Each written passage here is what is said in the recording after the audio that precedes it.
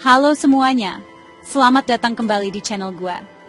Gue lagi mikir-mikir nih, kita sebagai orang Indonesia tuh sering banget bangga sama budaya kita, makanan kita, tempat wisata kita. Tapi ada satu hal yang kadang-kadang luput dari perhatian kita, yaitu kekayaan fauna kita. Gue serius, Indonesia itu punya banyak banget hewan endemik yang super unik, yang gak akan lo temuin di belahan dunia manapun. Hewan-hewan ini tuh kayak harta karun tersembunyi yang cuma kita yang punya. Dari Sabang sampai Merauke, setiap pulau kayaknya punya superstar hewannya sendiri. Nah, di video kali ini, gue mau ngajak kalian buat kenalan lebih dekat sama beberapa hewan endemik kita. Tapi, bukan cuma kenalan biasa ya. Gue udah ngumpulin beberapa fakta yang, jujur aja, pas gue riset bikin gue bengong sendiri. Gue yakin banget banyak dari fakta-fakta ini yang jarang banget kalian dengar. Mungkin lo tahu komodo itu gede dan sangar, atau burung cendrawasih itu cantik. Tapi, ada banyak hal lain di balik itu yang jauh lebih mengejutkan dan bikin kita makin kagum sama mereka. Jadi, siap-siap buat kaget ya.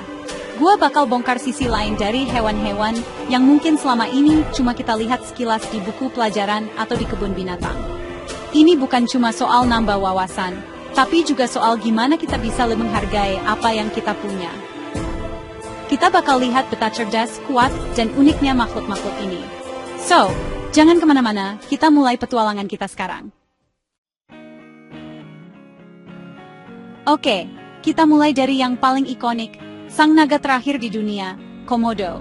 Semua orang tahu komodo itu besar, gigitannya mematikan, dan air liurnya beracun. Klise banget kan? Tapi ada fakta yang lebih gila lagi. Lo bayangin gak sih makhluk sebesar ini, yang kelihatannya berat dan lambat, ternyata bisa lari secepat atlet sprinter? Gua nggak bercanda. Komodo itu bisa lari dengan kecepatan sampai 20 km per jam. Itu setara sama kecepatan lari manusia rata-rata loh.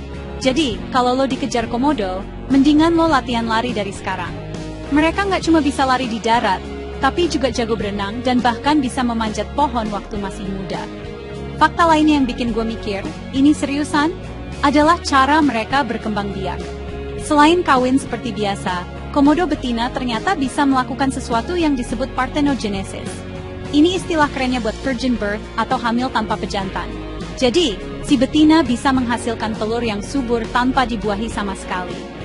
Ini adalah mekanisme bertahan hidup yang luar biasa, memastikan spesies mereka tetap lanjut, bahkan dalam kondisi terisolasi tanpa ada pejantan. Gue jadi mikir, jangan-jangan di film Jurassic Park itu terinspirasi dari komodo ya? Keren banget kan?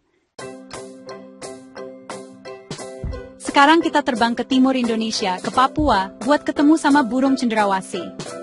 Kita semua setuju kan kalau burung ini cantiknya kebangetan. Bulunya warna-warni, ekornya menjuntai indah, pantas aja disebut bird of paradise atau burung dari surga. Tapi, kecantikan ini bukan cuma buat pajangan. Ada tujuan yang sangat spesifik, dan prosesnya itu jauh lebih rumit dari yang kita bayangkan. Burung cendrawasih jantan itu adalah seorang seniman pertunjukan sejati. Untuk menarik perhatian betina, dia nggak cuma pamer bulu, tapi melakukan sebuah tarian yang super kompleks dan teatrikal. Bayangin deh, si jantan ini bakal nyari panggung sendiri di tengah hutan, biasanya dahan pohon yang bersih. Terus, dia bakal mulai konsernya. Dia bakal mengembangkan bulu-bulunya yang spektakuler, sampai bentuknya berubah total, kadang jadi kayak piringan hitam atau kipas raksasa. Sambil teriak-teriak dengan suara khasnya, dia bakal loncat-loncat, goyang-goyang kepala, dan melakukan serangkaian gerakan yang udah diatur sedemikian rupa.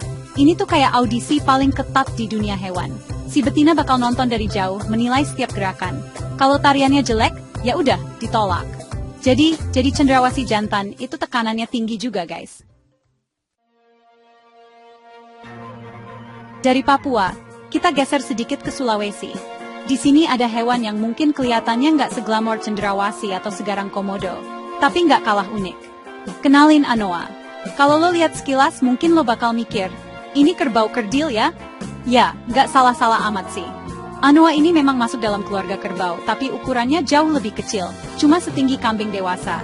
Karena ukurannya yang mini dan penampilannya yang imut, banyak yang ngira anoa ini jinak. Nah, disinilah letak kesalahpahamannya. Jangan tertipu sama penampilannya. Anoa ini sebenarnya hewan yang sangat pemalu dan penyendiri. Mereka lebih suka hidup di kedalaman hutan yang lebat dan jarang banget mau nunjukin diri ke manusia. Tapi, kalau merasa terancam atau terpojok, sifat kerbaunya bakal keluar. Tanduknya yang lurus dan runcing ke belakang itu bukan cuma hiasan. Anoa bisa jadi sangat agresif dan berbahaya kalau diganggu. Mereka bakal menyeruduk tanpa ragu-ragu.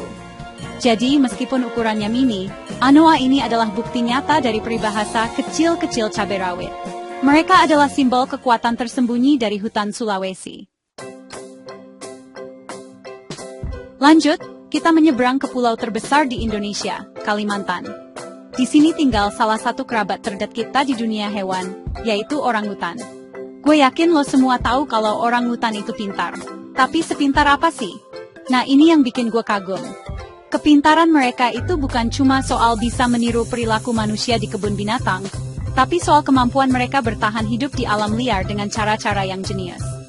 Salah satu contoh paling keren adalah kebiasaan mereka saat hujan. Kita kan kalau hujan pakai payung atau jas hujan kan?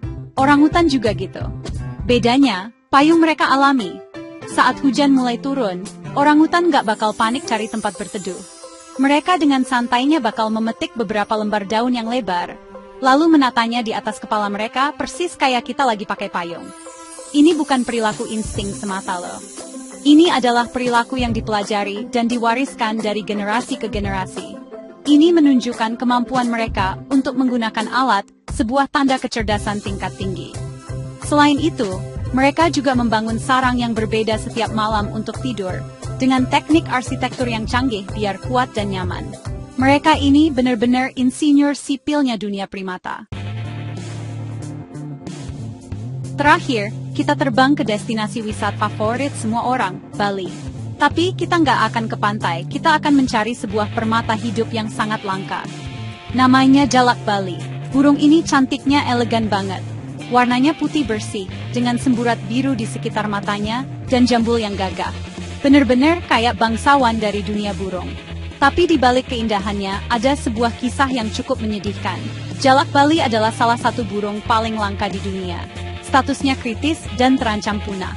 Pada satu titik, jumlahnya di alam liar bahkan pernah kurang dari 20 ekor.